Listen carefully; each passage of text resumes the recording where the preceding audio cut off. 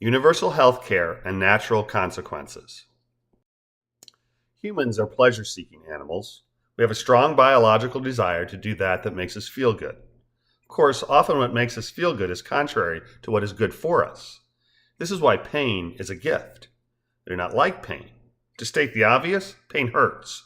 But pain is a mechanism that encourages us to not do things that are harming us. It is nature's red flag, a declaration that shouts, "Stop! Do not proceed!" I believe in pain's ability to teach and find its natural consequences to be so effective that I once allowed my then toddler son to endanger himself. Now, before you call the appropriate government agency in charge of politically correct child rearing, be assured that I did not understand the scope of the lesson that I was watching unfold before me. My wife, sister, brother-in-law, and my then 2-year-old son and I were visiting a children's zoo in Atlanta. This is a zoo for children featuring young animals, not a cut-rate babysitting arrangement. My son kept putting his fingers through the wire mesh fence, separating we human animals from the non-human ones. After telling him to stop and plucking his hand from its position of vulnerability a couple of times, I stopped doing so. Kevin put his hand through the mesh where the geese were, and my sister and her husband got big-eyed when I did nothing to change this. My brother-in-law said, "You know those geese might bite his hand. Aren't you going to stop him?" "No," says I. "I've already stopped him enough times, and if the goose bites him, then maybe he'll learn to listen to me."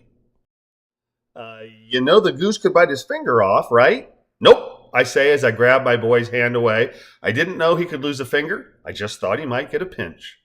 Though I believe strongly in the power of natural consequence to teach vital life lessons, permanent disfigurement and a life of 3-fingered handicap was too dear a payment for a 2-year-old to bear. I wanted my son to learn, not to suffer a lifetime of disability. Pity my poor children who were reared by a man such as I. It is amazing they survived, let alone thrived. This reminiscence leads me to our current healthcare situation. Let me state for the record that I'm absolutely in favor of universal healthcare. Our family greatly appreciated the change in health insurance that allowed us to keep our 2 sons on my wife's policy until they reached 26 years of age, regardless of whether they were full-time students or not. This is a wonderful change from the bad old days where young adults had to sink or swim in regards to health insurance coverage, and this extended coverage makes great sense on all levels and in all regards. Of course, some aspects of universal health care do not make as much sense. One of the things that bothers me is when folks call healthcare a right. If it is a right, does that make healthcare practitioners our servants? They worked hard to get where they are, and frequently they are helping people who do not care enough about themselves to act in ways that lead to greater health until the natural consequence of pain and its dreadful life lesson comes screaming at them at the top of its lungs. If then.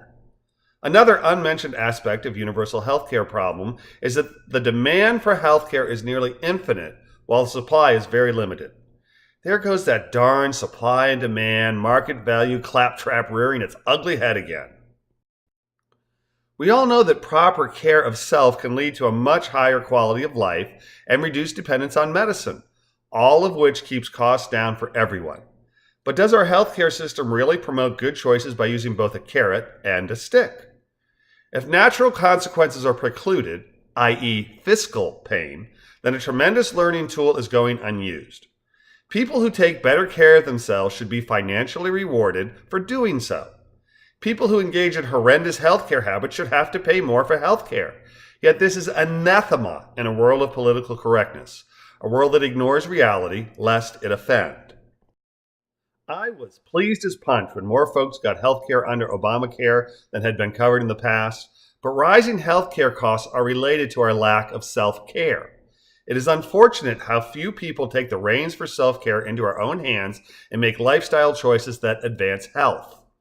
As insurance coverage rises, we have seen a rise in the already absurd use of using emergency rooms as our primary healthcare provider, a paradigm that is inefficient and expensive.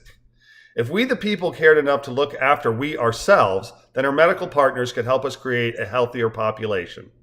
We could see a drop in healthcare costs if we'd all try to take better care of ourselves in our everyday lives.